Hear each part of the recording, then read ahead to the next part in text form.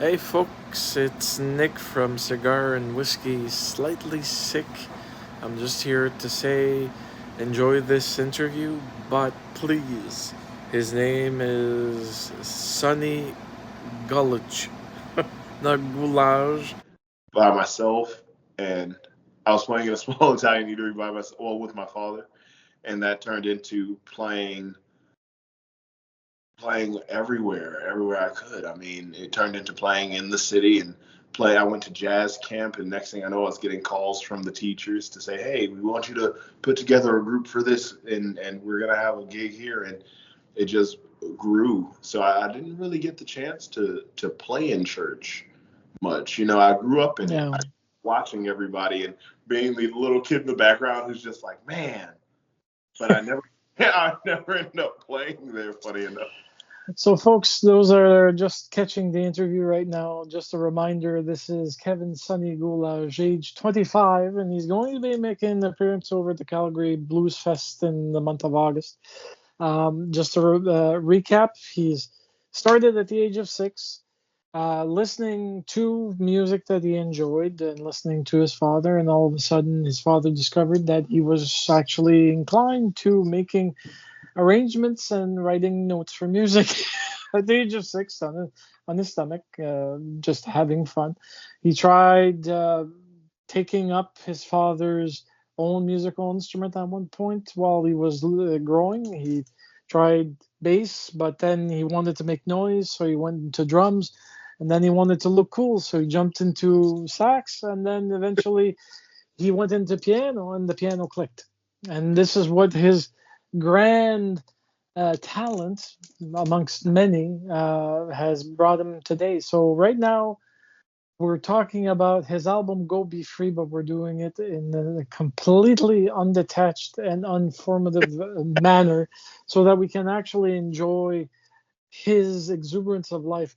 So, how long did it take for Go Be Free to be done from day one to release date, which is occurring very shortly, if not even now? Well, from day one to release, we started writing back in late December. But no, we started writing in late December, which the writing process took 2 days. Oh, wow. The whole album in 2 days.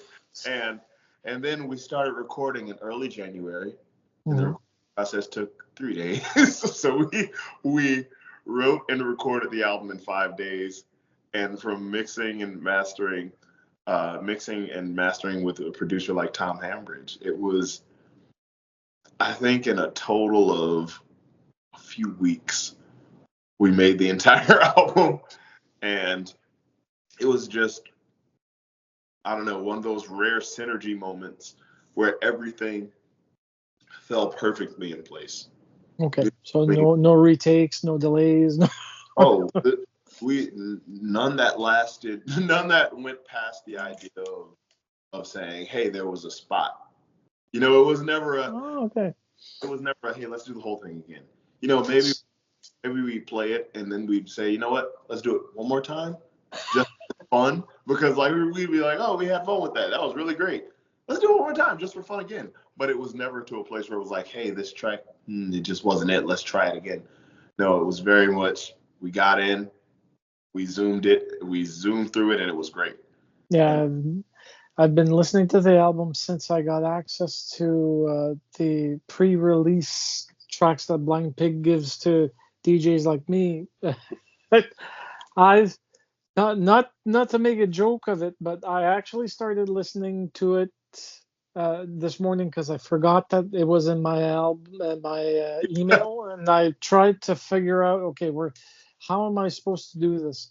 So Google was giving me issues. I eventually got in and started listening to every single track, and I was doing the dishes, and I actually ended up listening to the whole CD 3 times.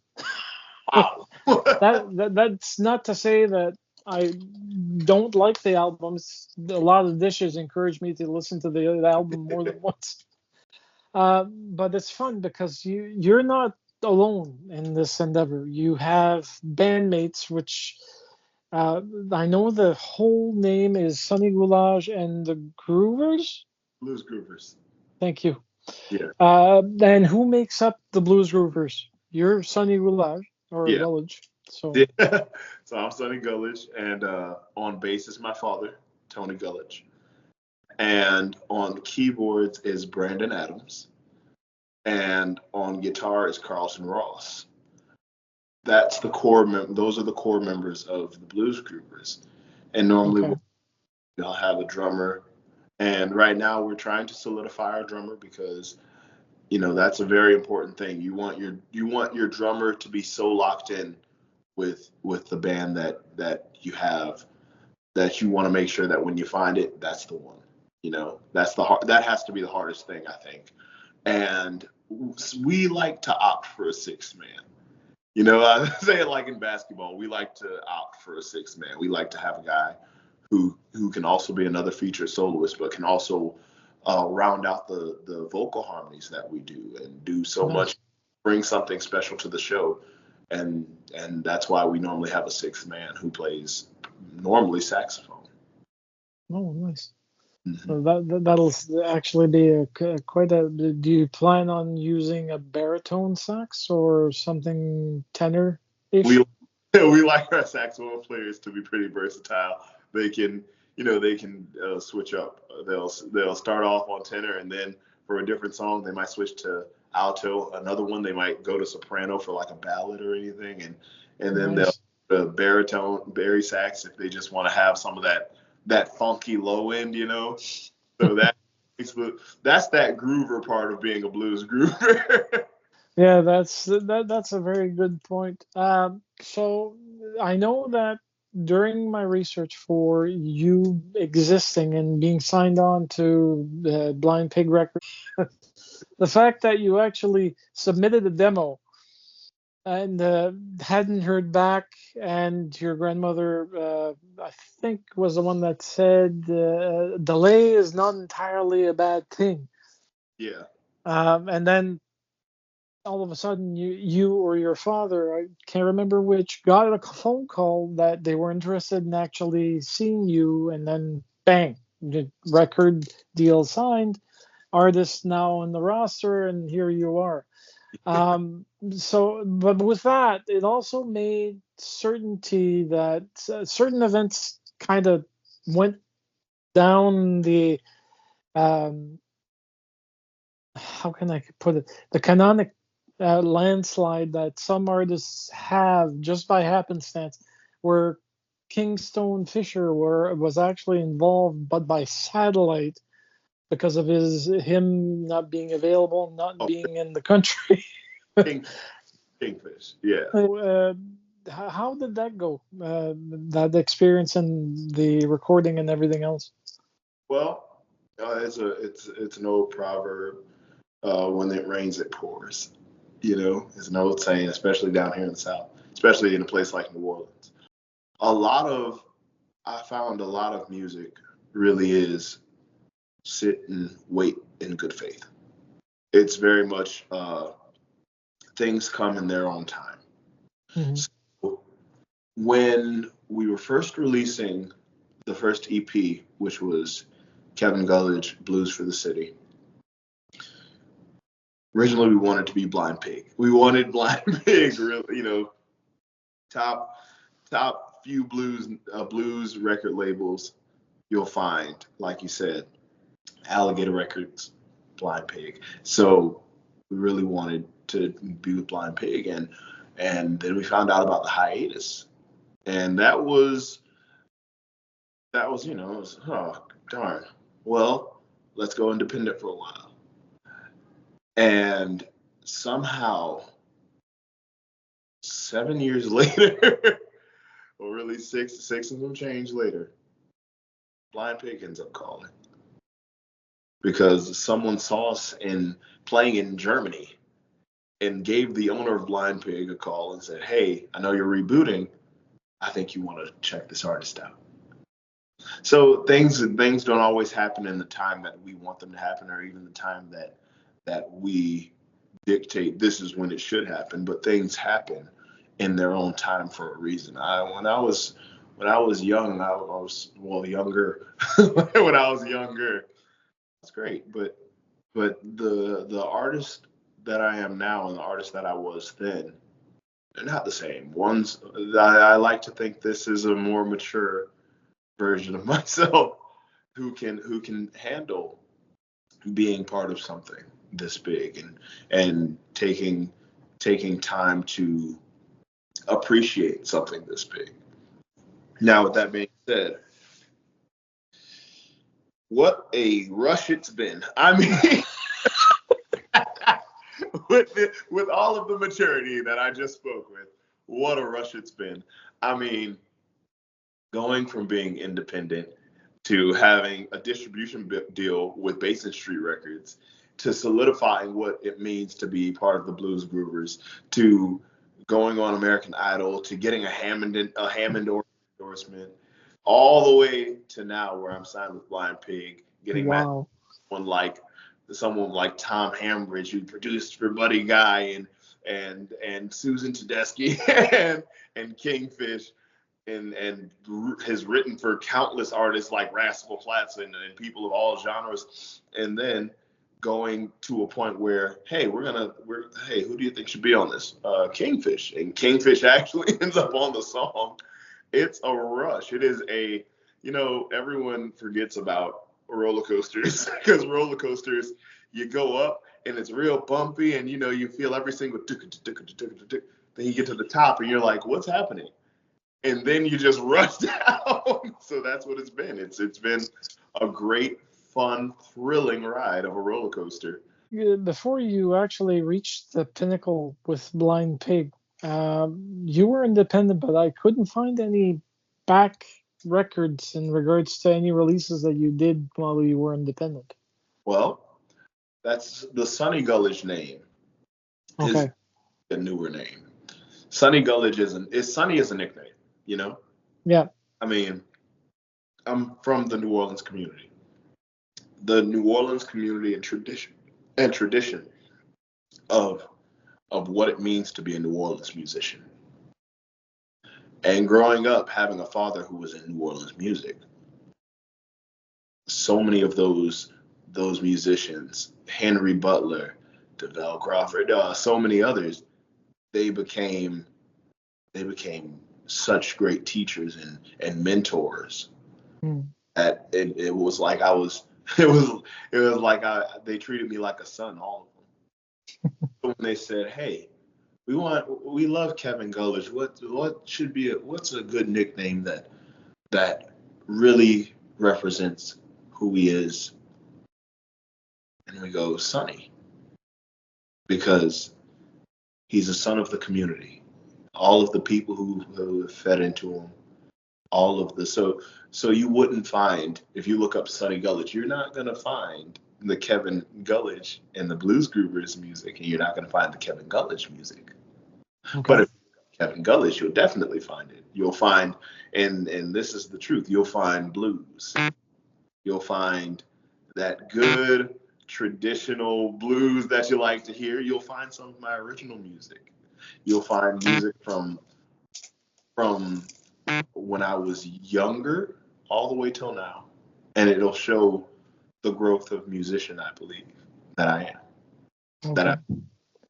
Okay. Yeah, but now you've reincarnated, because at the meeting, I think the Sonny nickname was officially made incarnate, because some of the nicknames that you were floating around was Cowboy Kev, then people were calling you Kev, and then Bunny Boy, which was coming by your mom.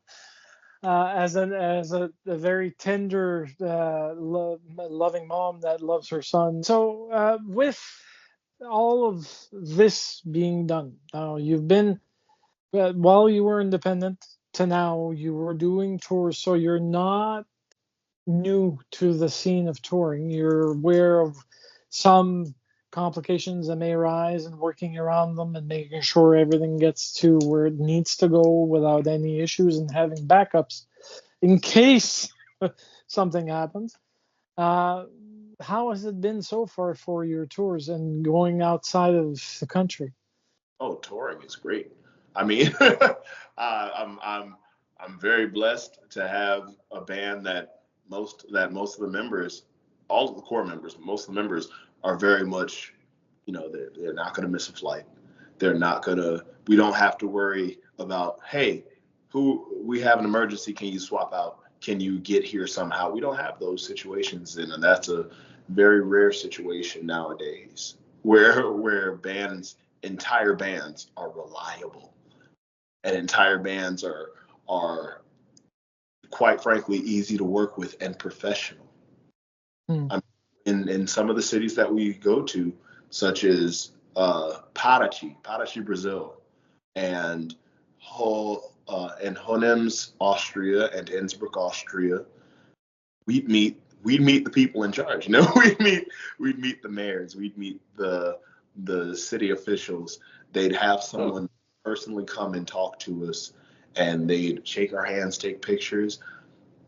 So there was never a moment where we were missing those opportunities. And that comes from being professional. That comes from being a group of people who can say, hey, just because we're doing what we love doesn't mean we can be lackluster about it. It doesn't mean that we can't work. We can't be professional. Mm. You have to work harder than most people and be more professional than most people. So that definitely that makes touring a lot easier, that we have this dedication. We have this way that we can communicate and say, hey, this is how things need to go. In all of our touring, I don't think we've had a bad show ever. Well, that's good. And that's, it might seem a little full. No, it's not. I mean, we've never had, it's one of those ones, I use this word a lot more now, synergy, where we get somewhere and everyone is 100% on the same chart. Everyone is on the same page. Everyone knows exactly what you need to do. My father always taught us, hey, the word is format. You come in with a show and you have a format. You don't come in with songs to play. You come in with a way that the show is supposed to go. Okay. So basically, you always have everything in hand, and you have got good people to actually support you whenever things might go sideways. That's even better.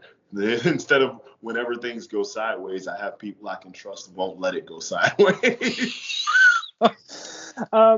So we come to the point in this interview where I simply ask, what do you have as a hobby? Because it's either you're entirely immersed in music and that's your hobby, or there's something else that you do when you have some downtime. For fun, I am very much an outdoorsman personally. Okay. I have animals. I have 2 pigs and 4 chickens and 3 ducks. I have a garden that is beautiful in my opinion. I make my own hot sauce and I make my own a lot of things, soap and other things. I like to create things, and that brings me another side of peace. Music Okay. and agriculture. Those 2 things for me personally, those bring me so much peace. Between that and getting close with God personally, that's my way of really rounding out who I am as a person. So that brings me to the last question, which is, what's your favorite food dish? Ooh, that is such a difficult question for me. Oh man. Ooh, okay. You know what? This is actually, I will say this, and this is a very South Louisiana thing to say. Here in South Louisiana, we have a fish called shoepick, and it's not spelled how most people think. Actually, since you're in French Canada, correct? Correct. Since you're in French Canada, it might actually be it's Chopique,